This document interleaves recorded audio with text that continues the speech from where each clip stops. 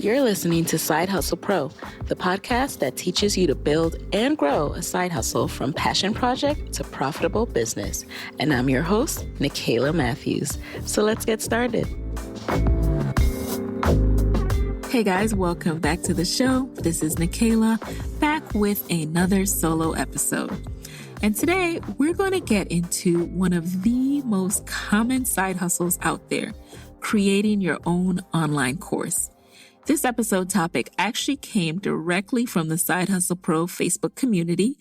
Someone asked, hey, I have all this knowledge. I want to package it into an online course, but I don't know where to start and how to put it together in a way so that people will pay for it. So I said, hey, I'm happy to share all the resources and links that I consulted and studied before I created my first program, but I can also do an episode on it if you guys are interested in. And people were like, yeah, definitely. So here we are today. Now, a quick heads up. I'm going to mention a lot of links and resources in this episode. So head over to sidehustlepro.co/41 to grab the freebie for this episode. Again, that's sidehustlepro.co/41 for the freebie, which is a complete how to create your own online course cheat sheet. So again, you don't have to worry about taking notes. I will include all the links to everything I mentioned. Now let's get into it. So online courses. Nowadays, it seems like everyone and their mother has one of these online courses, from how to grow your social media pages to how to build your first app, you name it. Online courses are extremely prevalent these days. I mean, even Shonda Rhimes has an online course. And you may remember several episodes back, I was hesitant to create one. I was like, is it too noisy? Like, how do I stand out from everyone else with an online course? Well, I'm going to dive into that today. So first and foremost, it's nothing new. Online courses have existed for a while now. The only thing that's new is this abundance of technology and specifically plug and play platforms, so that the barrier to entry has really decreased and literally anyone can create a course. You can easily replace templates and have your own school up online in no time. Now you might be wondering, well, why is everyone creating courses? And is this a viable side hustle? Again, I wondered that too. And then I realized, and after, studying several people, I realized that the reason it's such a popular revenue stream is because with an online course, you can package your knowledge and create a sales funnel, so that you're constantly getting students and have a passive stream of income in your business. But hold on, before you think creating an online course is easy peasy, there are many steps you need to take before you can get your course to be a passive and consistent moneymaker. And now we need to get into those steps, because I don't want to mislead you guys. I don't want you to think that you can just put your course together, throw it up on Teachable, and then boom, you'll have this, consistent revenue stream pouring in. Like, actually, it takes a lot of marketing.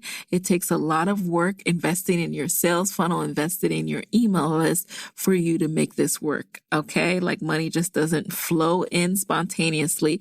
And you have to make sure what you're creating is something that there's demand for and a need for, and that it's something you're qualified to teach, because again, the competition is out there and people need to know that you're the person they need to learn this from. So let's get back to that in a second. I want to just give a quick overview of what I'll cover in the course, just to bullet it out for you. So today I'll get into how to know what your online course should be about, how to set up your online course, how to record your content for the course, then how to price your course, and how to market your course. So you can see already that there are a lot of elements to this online course thing that you don't automatically get at face value. But yeah, there are a lot of layers here, guys. So reminder, speaking of layers, now's the time for me to give you guys a reminder about the bonus for this episode.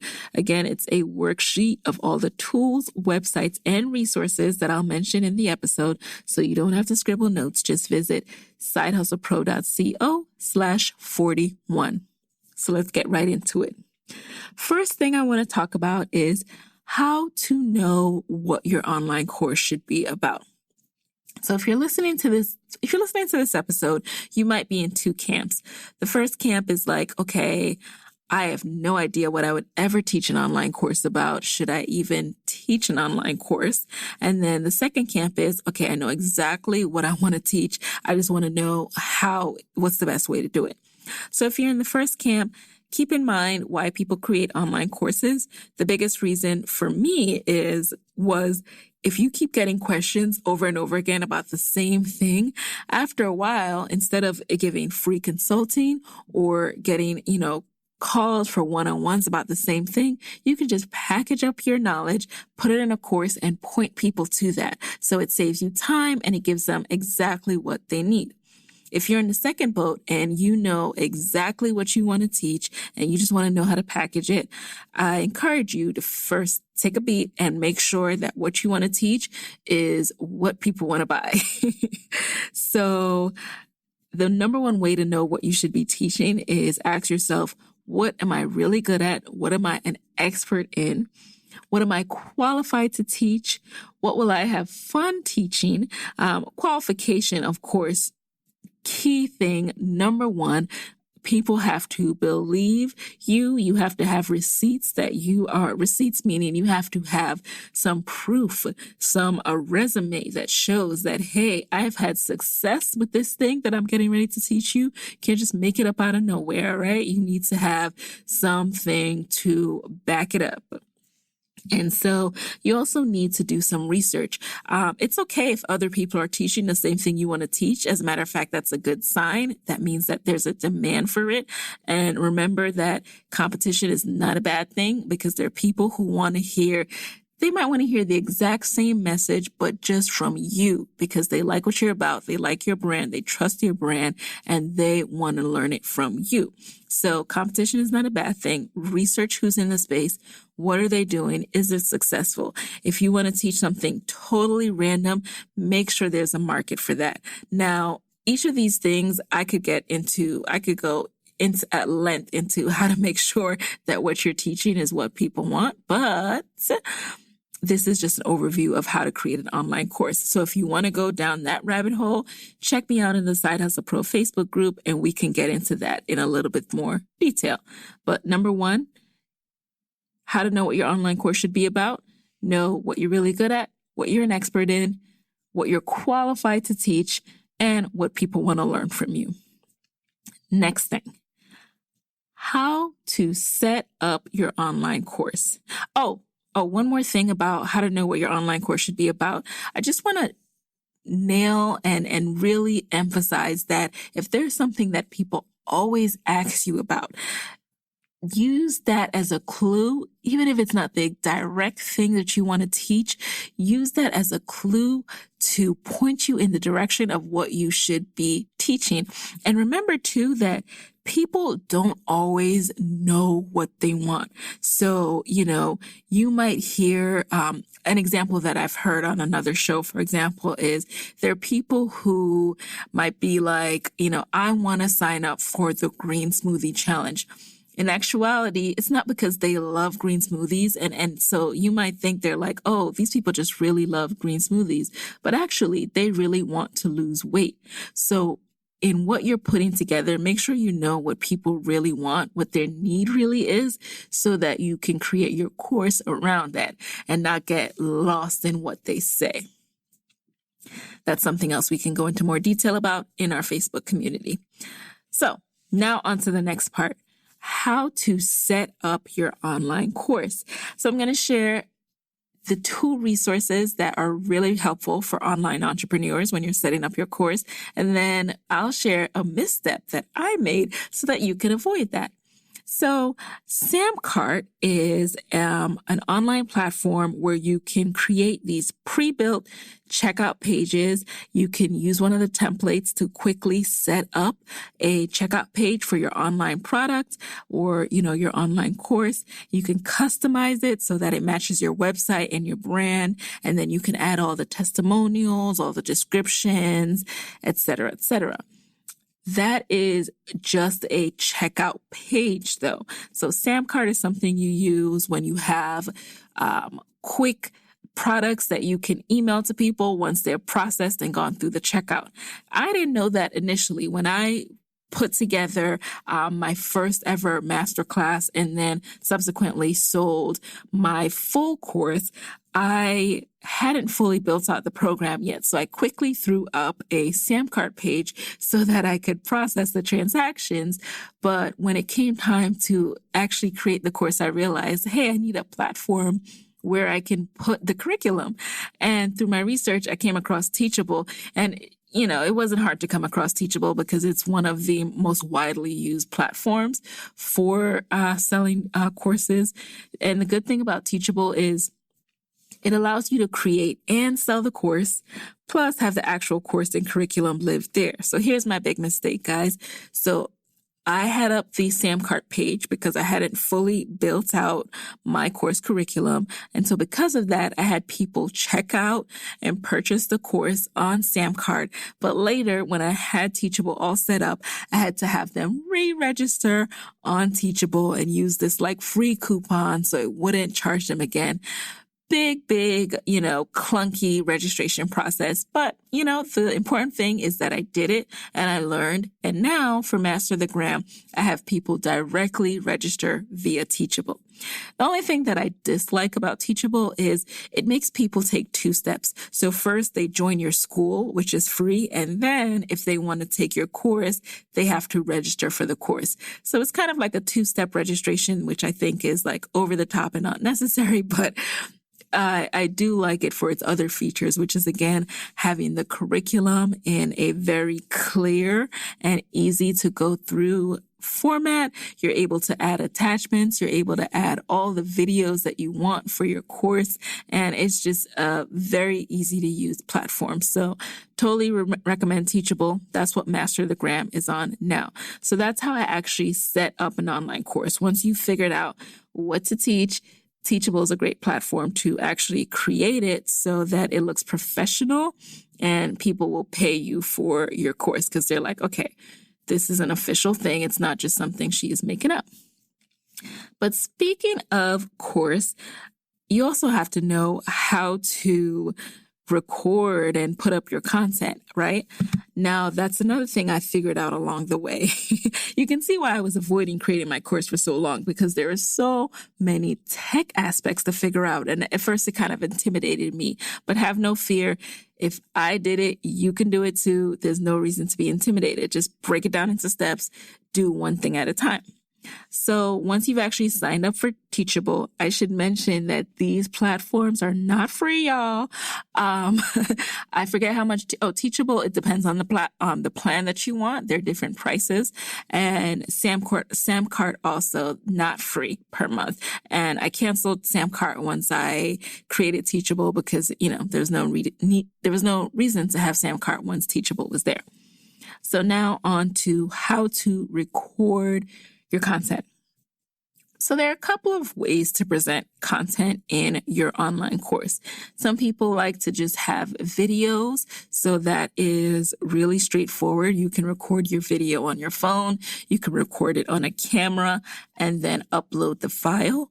Or if you want to share slides, you can record your screen as you're going through your PowerPoint presentation. The way I like to do this is using QuickTime and using QuickTime's screencast function.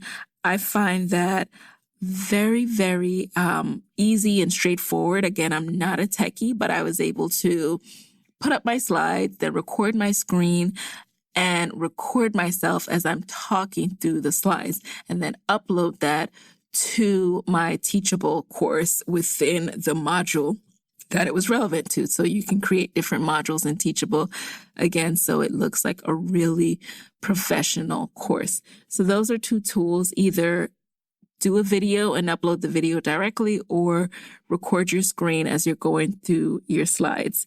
I did do video recordings for my 5-day Instagram for Side Hustlers challenge though. And for that, I used my phone. I went live on Facebook, and afterwards you can either download the videos or you can embed it if you want it to live somewhere else. So that's another thing too. You don't need a lot of fancy equipment for this. If you want good lighting, make sure you're recording during the daytime and you'll buy natural light, a window, sunlight.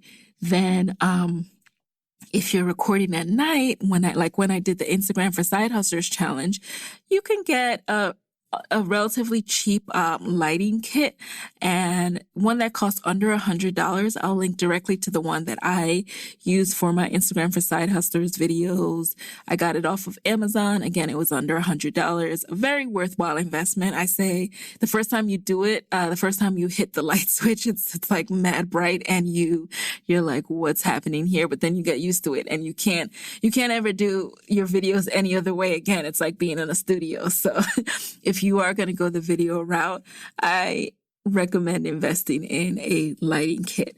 So yeah, that's pretty much it as far as how to record your content. So far we've gone through how to know what your online course should be about, how to actually set it up, which platform to use, and then how to record your content. 2 ways I would recommend, either video or recording your screen. Now, I want to touch on how to price your course. I will say that this is something I'm still working through as an entrepreneur. Now, the resources I use to determine how to price my own course is I really love Amy Porterfield's podcast and the information she provides on this. One episode in particular called How Do I Know If I'm Delivering Enough Value in My Course for the Price I Want to Charge had a lot of good insights that helped me to determine where I wanted to come in. There are several things to think about when you're thinking about pricing.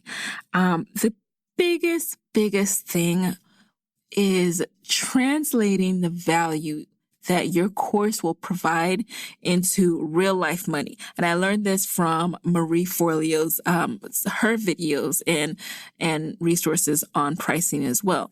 If you really translate your content and the value you're providing into what the outcome will be for your student in real dollars, then you know what you should be pricing your course at.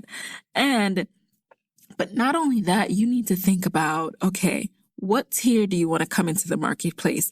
And is it realistic? Again, do you have the receipts in the background, or are you a beginner that will build up?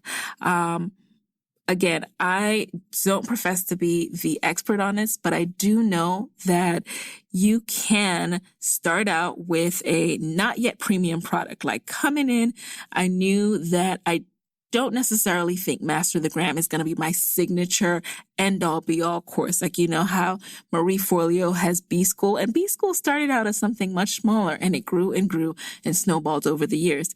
Similar with Amy Porterfield, a course that is now, you know, the least expensive course in her funnel was her first course. And over time, she's built up and created more expensive products. The way I think about Master the Gram is I knew it was my first course. I knew that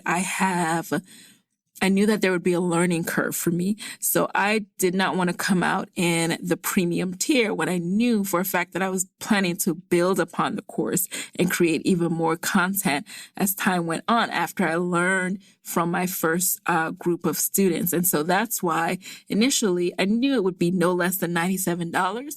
But after doing my initial masterclass, I did provide a special rate for those students because it was my first time out of the gate, and it was more important to me to learn, like the one-on-one calls that I did. And what I found from the one-on-one calls, though, is everyone across the board was like, this needs to be way more expensive. Like, I'm learning more than I learned in courses that cost almost $1,000. And so to me, I was comfortable with knowing that I was providing more value than what my course cost, so that I could later increase the price when I added even more content rather than coming in so overpriced that people would be like, oh my gosh, this wasn't worth it, and trash your course. So that was me. That was my strategy. Again, not everyone has to follow this, but I will say that I see a lot of people coming in at these high price points with no kind of testimonials, no type of proof of the service and the expertise that they have. And so think about being strategic when you're doing this and knowing that the first course that you come out with is not the end all be all. All right. Like, this is not do or die, now or never. If you come out at this price, you're stuck at that price forever. Definitely know that. But again, I really recommend checking out some of Amy's episodes. I'll link to more to know if you're delivering enough value to charge the price you want to charge. And finally, let's get into the marketing piece. I saved this for last because it's my favorite part, as you guys know. Now, it's also the part that a lot of people take for granted. Like, a lot of work goes into creating an online course. So by the time you're done recording your videos, making your worksheets, making it all pretty, coming up with your description page, your title, all of this stuff, you're exhausted. You're like, this is it. This is great. And sometimes you don't even have any energy left for the marketing. But guys, get your energy up, because this is where the real work begins. Your content is 20% of the work. The marketing is 80% of the work, y'all. 80%. So first things first, when you're marketing a course, you need to determine what is going to be your go-to-market strategy. How are you going to get people into your course? So a big funnel technique that a lot of people use is, obviously, you get people on your email list, you introduce them to your masterclass. Within your masterclass, you provide so much value. You deliver even more than they're expecting. You can never teach too much in your masterclass. And then you introduce them to your full scale product, which is your course. And the reason you do this is you want people to get a taste of it and to realize that, hey, if I've gotten so much value from this masterclass or this challenge, because I've done both, then imagine how much I could learn in the full course. And then, of course, you have to have a sales page that converts. You have to have a price point that makes sense. So everything has to come together in the perfect way. But, well, I won't say perfect, but everything should come together in a way that makes sense. So when you're thinking of how you're getting people into that masterclass so you can pitch them your course, you're thinking about your email list, you're messaging your email list. Before you even message your email list, guys, you need to have an email list, right? So one thing I've used to build my email list is Instagram. And I teach that in the Master the Gram course. I have used Instagram to find and go after and bring my target audience to me and into my email community and my Facebook community. And then I've introduced them and encouraged them to sign up for the masterclass so that they can learn more about the course theme that I have. And then in that masterclass, we get into some of the topics. And then finally, I share the offer, which is the full scale course. So you can see, like, all of these are multiple steps. Like, if you think that you're just going to develop a course and then say, hey, come take my course, and then people will want it. No. You know how you are. You don't just hand over your money to any old body. You need to know why you need that product. You need to know why this course is going to change and provide a transformation that you need. So the marketing steps are the trickiest parts. Now, some of the tools that I've used for the marketing steps, definitely Facebook and Instagram ads. So marketing is not cheap. If you have invested time in creating lead magnets and freebies and building out your email list, then you can probably spend less on Facebook ads your first go round because you'll be able to talk to your list, let them know about your offer, and get new signups this way. But if you also want to retarget your list, so, send ads to people who are on your list and remind them about the course that's coming up by having the ads essentially follow them around, then you're going to have to spend money on some ads. Also, don't neglect the importance of some organic posting on your own social media, personal page, as well as on your business social media pages. So on your Facebook or Instagram, if you have a business page there, to get the word out. There's two type of ways that I've used to get people into my course. So again, the masterclass, which is AKA a webinar. I've used Webinar Jam, which is not cheap. I think it's like $2.99 a year or something like that. It's something that is a widely used tool for webinars. It's very easy to use. Sometimes there can be some tech issues, but for the most part, it's one of the most widely used webinar softwares. But again, it's not cheap. Some of the cheaper things that you can do for free, it's too much hassle to do the workarounds and the Googles and the Hangouts and all of that. Just pay for Webinar Jam if you're serious and you really want to invest and go down this path. So anyway, setting up a webinar using Webinar Jam is one way. And then once you've done that, you need to remind people to sign up. Then once they've signed up, you need to remind them to come to class live. And then once they've come to class, you need to remind them about your offer. So there's all of these steps leading up to the masterclass, after the masterclass, to get them into your actual course. So y'all thought it was going to be easy, right? It ain't easy. It's not easy at all. Another thing that I've tried and done recently and really enjoyed, I really, really enjoyed this, and many of you attended this, was the Instagram for Side Hustlers challenge on Facebook. This was a 5-day challenge that lived on the Side Hustle Pro Facebook page. So if you go to facebook.com, Side Hustle Pro, you can still see the videos. Just go to the video tab. You can see each of the 5 days. I break down how to grow and build your following in less than 30 minutes a day. And the reason I did this challenge is, number one, it just really had way more energy to get people coming every night to talk about Instagram and reporting out on their results throughout the week. Like, we were in this together. The momentum was crazy. It was my first time doing a challenge, and I loved the energy. And then on that last day, sharing hey, this is over, but here's how we can continue to grow together. And so that's another way to get people into your course. Now, I say all this to say none of this is easy, but it's very, very doable. And it all comes down to having an offer that people want, having an offer that provides a transformation that people want. The number one thing I learned, and actually I learned this from Zach Spuckler, whose 5-day challenge model I modeled my Instagram for Side Hustlers challenge after. So Zach shares, and it's something he learned. So we're all just passing on the knowledge, but a lot of times we create things that we want to tell people, and we don't actually create things that people ask for or that people want. So we have to be really careful that we're not just teaching something that we know and we want to teach, and we're not solving a problem, because that's what people will buy. That's what people want. They want you to solve a problem.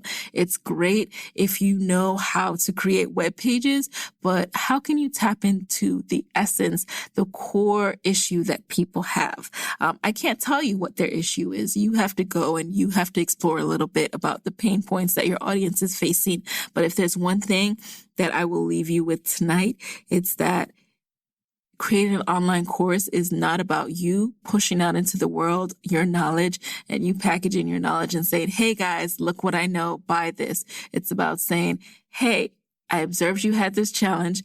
I happen to know how to solve your challenge. So come into my course where I can teach you exactly how to solve your challenge. That's what it's about. So with that, guys, I am going to go ahead and head off. If you have more questions about this, I would love if you would come over to the Side Hustle Pro Facebook community and chat some more. That's just sidehustlepro.co/mastermind. And again, if you want the notes with all of the links for this episode, just go to sidehustlepro.co/41. Talk to you next week. Hey guys, thanks for listening to Side Hustle Pro. If you want to hear more from me, head on over to sidehustlepro.co/side hustle corner to get my weekly Side Hustle Diaries chronicles about my own journey from passion project to profitable business. And if you want to find me online, I'm at Side Hustle Pro on Instagram, Twitter, and Facebook. Don't forget to join the Side Hustle Pro Facebook community. Go to sidehustlepro.co/mastermind. And as always, if you love the show, do me a favor and subscribe, rate, and review on iTunes. Thanks, guys. Talk to you next week.